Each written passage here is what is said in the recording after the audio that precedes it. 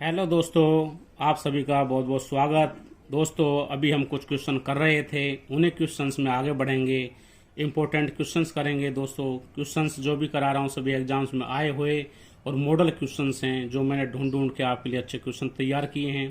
दोस्तों, इतना विश्वास है मुझे, अगर आप इन क्वेश्चंस को अच्छे से कर लोगे और मैंने जो थ्योरी बताई है उसको पढ़ लोगे दोस्तों, आपका कोई क्वेश्चन नहीं रहेगा। आगे बढ़ते हैं दोस्तों। क्वेश्चन नंबर 14, चित्र में कौन पी ओ क्यू का मान ज्ञात कीजिए। दोस्तों, पी बिंदु यहाँ पर है और क्यू बिंदु दोस्तों यहाँ पर है और आर बिंदु यहाँ पर है। ये एंगल आपको दोस्तों 10 डिग्री दिया हुआ है और ये एंगल आपको 45 डिग्री दिया हुआ है। इतना आपको दिया हुआ है। कौन पी ओ क्यू, ये एंगल दोस्तों आपको ज्ञात करना है। तो दोस्तों यहाँ सबसे पहले हम ये देखेंगे, हमें दो चीजें देखनी है। देखिए, ये रेडियस है आर और ये रेडियस आर है। दोस्तों, डायग्राम में अगर दो रेडियस हो, उनसे ट्रायंगल बन रहा हो तो उस पर हमें देखना, ध्यान देना है। तो अगर दोस्तों ये दोनों रेडियस हैं तो ये समद्विबाहु त्रिभुज हुआ। समद्विबाहु त्रिभुज की दोनों भुजाएं तीसरी भुजा से बराबर कोण बनाती हैं। तो ये एंगल 10 है तो दोस्तों ये एंगल भी 10 ही होगा। अब दूसरी बात देखिए दोस्तों, ये रेडियस है, ये भी तो रेडियस ही है। यहां से ये भी एक ट्रायंगल बन रहा है। अगर ये कोण यहाँ पे 45 है तो दोस्तों ये पूरा कोण, पूरा का पूरा कोण, ये भी तो दोस्तों 45 डिग्री ही होगा। 45 में देखो दोस्तों, ये कोण है, ये 10 है, तो इधर ये कोण कितना बचा।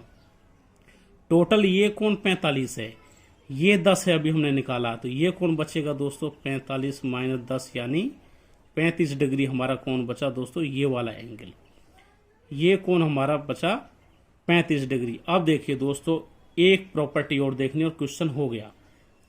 इस चाप पी क्यू पर फोकस कीजिए। इस चाप पी क्यू द्वारा परिधि पर बना कोण देखिए, ये ऐसे और ये ऐसे। ये कोण तो अभी हमने 35 निकाला है।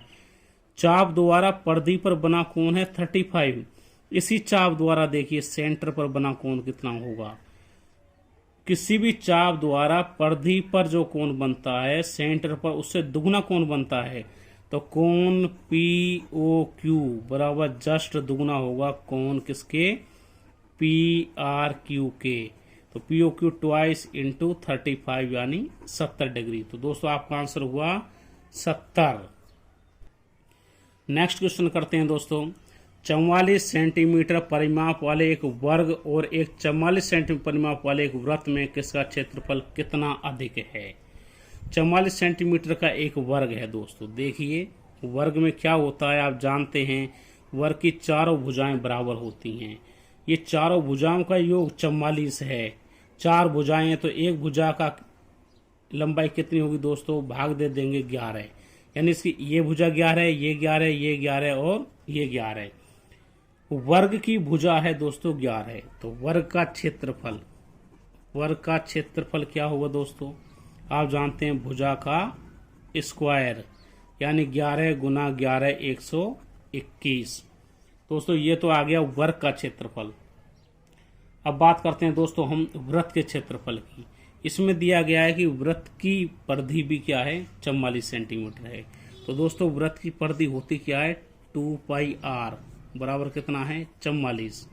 तो इसकी वैल्यू निकालेंगे 22/7 गुना आर बराबर 2 से ये कटेगा 22 बार, तो यहाँ बचा 22 से 22 कट गया। दिस इज इम्प्लाइज आर बराबर 7। रेडियस 7 आ गई दोस्तों। देखिए रेडियस 7 आ गई तो इसका हम क्षेत्रफल निकाल सकते हैं दोस्तों। इस वृत्त का क्षेत्रफल होता है दोस्तों पाई आर स्क्वायर। आप करते आ रहे हो 22/7 गुना 7 गुना 7, 7 से 7 कट गया, 7 से 22 का गुना करेंगे, 7 दूनी 14, 7 दूनी 14 और 1 15। तो देखिए दोस्तों किसका क्षेत्रफल ज्यादा है, ये तो वृत्त का क्षेत्रफल है और ये वर्ग का क्षेत्रफल है। तो दोस्तों क्षेत्रफल ज्यादा हुआ वृत्त का। कितना ज्यादा हुआ, ज्यादा क्षेत्रफल निकालने के लिए इसमें से 100 घटा देंगे, 154 माइनस 121। तो घटाएंगे दोस्तों, देखिए 4 में से 1 गया 3, 5 में से 2 गया 3, 33 सेंटीमीटर स्क्वायर ये क्षेत्रफल ज्यादा है। तो आपका आंसर हुआ दोस्तों आंसर सी। आगे बढ़ते हैं दोस्तों। क्वेश्चन नंबर 16, दिए गए चित्र में ओ वृत्त का केंद्र है। देखिए चित्र बना हुआ है ओ वृत्त का केंद्र जिसकी त्रिज्या 17 सेंटीमीटर है। देखिए दोस्तों, परिधि से ये त्रिज्या ये 17 है, इधर देखेंगे दोस्तों ये भी 17 है। ओसी बराबर 8 सेंटीमीटर, ओसी बराबर 8 सेंटीमीटर हो। देखो दोस्तों, ये जीवा है ए बी, इस पर इससे लंब डाला गया है, ये 90 डिग्री है। तो ए बी का मान बताइए। ए बी यहां से लेकर यहां तक इस पूरी जीवा की लंबाई हमें ज्ञात करनी है। दोस्तों देखिए, ये समकोण त्रिभुज बन रहा है, ये कर्ण 17 है, इसका लंब 8 है, तो आधार क्या होगा? अगर ये हमें पता चल जाए तो सेम ये इधर होगा। दोस्तों पहले हम इसे निकालते हैं। देखिए, तो समकोण त्रिभुज है, समकोण त्रिभुज में दोस्तों भुजाओं में एक अनुपात होता है। अगर ये 8 और 17 अनुपात है तो इस तरह होता है दोस्तों, 8:15:17। आप लिख लीजिए इस तरह अनुपात हो, जैसे 3:4:5 होता है, उसी तरह ये अनुपात होता है। अगर दो भुजाएं 3 और 4 हैं, लंब और आधार, तो कर्ण 5 होता है। ऐसे भुजा लंब और आधार 8:15 हैं तो कर्ण होता 17। अब देखिए 17 यहाँ पर है, 8 यहाँ पर है, तो ये होगा 15। ये भुजा हुई दोस्तों 15, ऐसे ही ये भी होगी 15। तो टोटल ए बी बराबर क्या हुआ दोस्तों? 15 प्लस 15 यानी 30। तो हमारा आंसर क्या होगा दोस्तों? Answer is correct answer. Question number 17 पढ़ते हैं दोस्तों। देखिए क्वेश्चन नंबर 17, दिए गए चित्र में ओ वृत्त का केंद्र है। ये चित्र बना हुआ है, इसमें ये ओ वृत्त का केंद्र है। व्यास AC बराबर 26 सेंट, इसका व्यास 26 सेंटीमीटर है। तो दोस्तों व्यास के लिए देखिए, इसे हम यहां से मिलाते हैं। AC ये 26 सेंटीमीटर है, तो यानी कि यहां तक 13 सेंटीमीटर इसकी रेडियस हो गई, ये भी 13 सेंटीमीटर है। व्यास 26 है, तो दोस्तों आप जानते हो व्यास 26 है तो त्रिज्या क्या होती है? व्यास की आधी होती है, 26/2 यानी 13 त्रिज्या हो गई दोस्तों हमारे पास में R 13 सेंटीमीटर। आगे दिया दो, यदि जीवा ए बी बराबर 10 हो। देखो तो जीवा ए बी बराबर 10 है, ये पूरी जीवा ए बी क्या है? 10 है। तो ए बी जीवा व केंद्र के मध्य दूरी बताइए। दोस्तों केंद्र और जीवा के मध्य दूरी ज्ञात करने के लिए दोस्तों केंद्र से जीवा पर लंब डालते हैं। ये लंब 90 डिग्री लंब डालते हैं। ये लंब जो डलता है दोस्तों, हमने अभी आपको बताया हुआ पिछले उसमें भी, केंद्र से किसी भी जीवा पर लंब डालते हैं तो लंबवत होता और जीवा को 2 बराबर हिस्सों में बांटता है। अगर इतनी लंबाई x होगी तो दोस्तों ये भी लंबाई x होगी। टोटल लंबाई दोस्तों दी हमको 10, तो यानी 2 बराबर हिस्सों में बांटता, तो ये लंबाई हो जाएगी दोस्तों 5 और ये भी हो जाएगी 5। हमें दोस्तों ये डिस्टेंस ज्ञात करनी है, ये वाली डिस्टेंस हमें ज्ञात करनी है। ये क्या होगी? ये O है और ये मान लीजिए ये OM है। तो दोस्तों आप देखिए ये समकोण ट्रायंगल बन गया जैसा भी हमने किया था। इस पर फोकस करिए।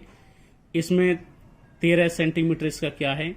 कर्ण है और इसका 5 सेंटीमीटर आधार है, तो हमें लंब ज्ञात करना है। तो दोस्तों आपको एक पाइथागोरस प्रमेय है, उससे आप इसे निकाल सकते हो। कैसे निकालोगे? 13 का स्क्वायर बराबर होता है 5 का स्क्वायर, और मान लो ये लेंथ x है, ये वाली लेंथ यहाँ x हमने माना, चलो इसे y मान लो, आप कंफ्यूज होंगे। y का स्क्वायर, तो y का स्क्वायर क्या होगा दोस्तों? इसका इधर ले जाएंगे इस 5 के स्क्वायर को, 169 - 25 बराबर 144, और y बराबर हो जाएगा √144 बराबर 12।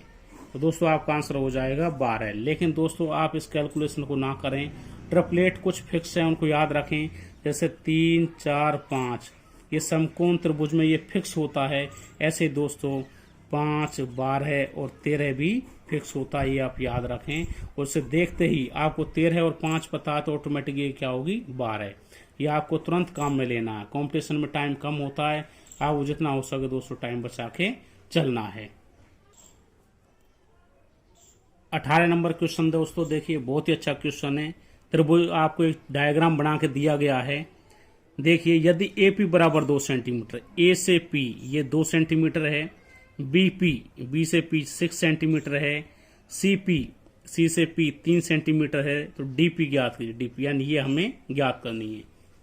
दोस्तों वैसे तो इसका सबसे डायरेक्ट तरीका है, वो मैं आपको बता देता हूँ, आप देखते ही आंसर टिक कर सकते हो। कैसे है? देखिए पहले एक पूरी भुजा को देखिए, इसके 2 टुकड़े हो रहे हैं। इसको देखिए AB गुना AP, A से P गुना पी बी बराबर होगा दोस्तों इस दूसरी भुजा के टुकड़े सी पी गुना पी डी, सी पी गुना पी डी। यहां से देखिए दोस्तों ए पी क्या है 2 गुना पी बी क्या 6 बराबर सी पी क्या 3 गुना पी डी। तो 3 से ये 2 बार कट जाएगा। दिस इज इम्प्लाइज दोस्तों पी डी बराबर 2 दूनी 4। तो आपका आंसर आ जाएगा दोस्तों 4। लेकिन दोस्तों अभी आप सोच रहे होंगे कि फॉर्मूला कैसे आया। आप इसको डायरेक्ट याद रख सकते हैं, पर इसमें यह ध्यान रखना दोस्तों एक भुजा के टुकड़ों का गुना एक साथ होगा। जैसे ए पी गुना पी बी वो बराबर होगा दूसरी भुजा के दूसरे जो भी जीवा है उसका दोनों टुकड़ों का गुना। ये होता कैसे दोस्तों थोड़ा सा मैं आपको बता दूं, आप याद रख सकते हैं। देखिए दोस्तों थोड़ा सा इसमें काम करेंगे, ये होता क्यों है। देखिए इसको हमने यहां मिला दिया दोस्तों और इसको हमने यहां पे मिला दिया। ठीक है दोस्तों, अब यहां से आप इस पर फोकस कीजिए। ये जीवा है, आप जानते हो किसी भी चाप द्वारा, सॉरी जीवा नहीं चाप, किसी चाप द्वारा परिधि पर बने कोण बराबर होते हैं। दोस्तों इस चाप द्वारा देखो एक कोण तो इस चाप के कोण द्वारा ये बन रहा है। मान लीजिए अगर ये कोण हमारा एल्फा है और दूसरा देखिए इसी चाप द्वारा यहां से यहां ये कोण बन रहा है दोस्तों, ये भी कोण एल्फा होगा। ठीक है दोस्तों, अब आप इस चाप पर फोकस कीजिए। ये चाप देखिए, इस चाप द्वारा यहां से यहां तक परिधि पर बना कोण, मान लीजिए ये कोण वो एल्फा लिया हमने, ये थीटा ले लो। और इसी चाप द्वारा इधर बना कोण तो ये कोण भी थीटा ही होगा, क्योंकि एक चाप द्वारा परिधि पर आप कहीं भी कोण बना लीजिए वो बराबर होते हैं। दूसरा दोस्तों देखिए लाइनें क्रॉस कर रही हैं, आप जानते हो 2 रेखाएं अगर क्रॉस करती हैं तो आमने सामने के कोण बराबर होते हैं। ये कोण बराबर होंगे, ये बराबर होंगे। अब आप यहाँ पर देखिए दोस्तों ये कोण इसके बराबर, ये कोण थीटा तो ये कोण थीटा, ये कोण एल्फा है तो ये कोण भी एल्फा है। इन दोनों त्रिभुजों को देखिए, एक तो इस ट्रायंगल पर फोकस कीजिए और एक इस ट्रायंगल पर।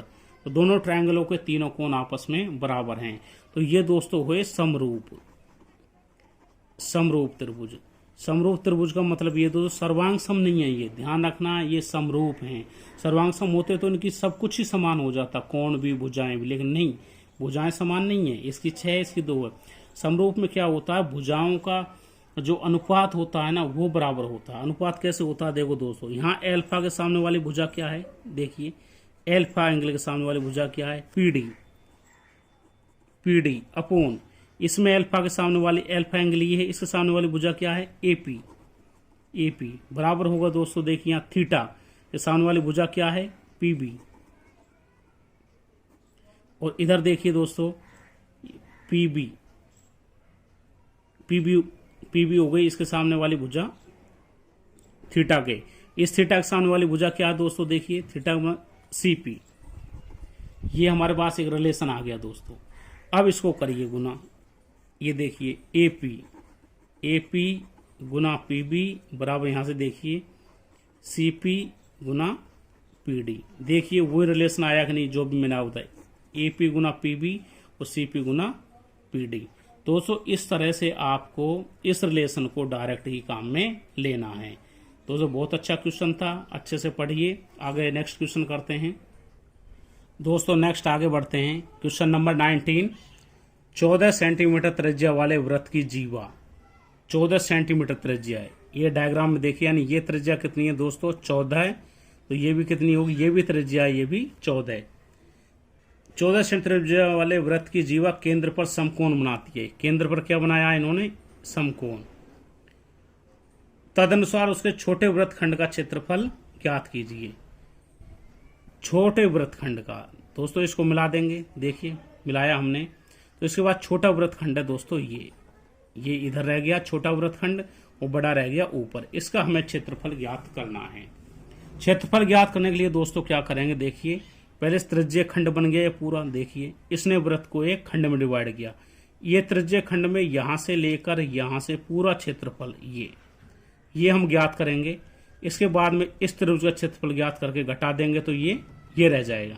तो सबसे पहले दोस्तों त्रिज्य खंड की बात करते हैं। त्रिज्य खंड कौन सा है, ओ ए बी, यहाँ मान लीजिए पॉइंट सी और रख लेते हैं, ओ ए सी बी। त्रिज्य खंड ओ ए सी बी का क्षेत्रफल कैसे होता है दोस्तों, जितना एंगल बना रहा है ये, इस बिंदु पर टोटल एंगल 360 होता है, लेकिन ये त्रिज्य खंड कितना ले रहा है 90 डिग्री। 90 डिग्री अपॉन 360, 360 में से 90 डिग्री ये कवर कर रहा है, गुना पाई आर स्क्वायर। तो दोस्तों 1/4 90 में भाग देंगे, पाई का 22/7 गुना आर। आर कितना है 14 गुना 14। 7 से ये 2 बार कटेगा दोस्तों, इस 2 को ये 2 बार कटेगा, और इस 2 से दोस्तों ये 7 बार कटेगा। तो आपका आ जाएगा 22 गुना 7, 7 दूनी 14, 7 दूनी 14 और 1 15। ये आ गया दोस्तों आपका सेंटीमीटर स्क्वायर। देखिए दोस्तों ये पूरे त्रिज्य खंड का क्षेत्रफल है, यानी कि यहां से लेकर पूरा, और हमें केवल इतना चाहिए दोस्तों। इसमें से ये ट्रायंगल वाला क्षेत्रफल हम घटा देंगे। त्रिभुज, यहाँ पे देखिए थोड़ा सा, त्रिभुज OAB का क्षेत्रफल आप देख पा रहे हैं दोस्तों, ये एंगल 90 डिग्री है, तो ये समकोण त्रिभुज बन रहा है। समकोण त्रिभुज का क्षेत्रफल होता है दोस्तों 1/2 आधार गुना ऊंचाई। ये आपको लिखाया गया है, अगर आपको याद नहीं हो आप हमारे पुराने वीडियो देख सकते हो, उसमें त्रिभुज के मैंने सारे नियम बताए हैं, प्रॉपर्टी बताई है, और उनसे जुड़े हुए क्वेश्चंस भी आपको कराए हैं। तो देखिए कितना होगा 1/2 गुना आधार 14 है, उसमें ऊंचाई भी दोस्तों 14 है, 2 से ये 7 बार कटेगा, तो 14 से देखिए ये 7 चौके 28 और फिर 7 और 2 14 7 98 सेंटीमीटर स्क्वायर ये आया दोस्तों। अब आपको केवल ये क्षेत्रफल चाहिए, तो टोटल में से ये त्रिभुज का क्षेत्रफल हम घटा देंगे, यानी कि ACB वापस यही इस पूरे इसका क्षेत्रफल कैसे निकालेंगे आप, 154 माइनस 98, इसको घटा देंगे दोस्तों। घटाओगे तो घटा लीजिए, ये आएगा आपका 56 सेंटीमीटर स्क्वायर। तो आंसर क्या हुआ आपका, आंसर इज करेक्ट आंसर। तो दोस्तों आज की वीडियो में इतना ही, हमारे साथ बने रहिए, पढ़ते रहिए, और दोस्तों अपने